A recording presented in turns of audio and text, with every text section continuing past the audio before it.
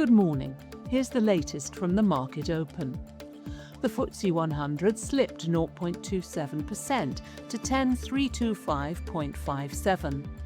In Europe, the CAC 40 fell 0.23% and the DAX declined 0.58% as investors assessed improving geopolitical conditions in the Middle East.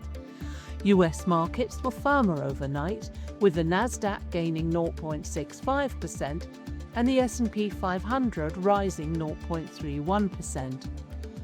In company news, house builder Bellway said higher mortgage costs weighed on spring demand, but maintained its profit and completion guidance for the year.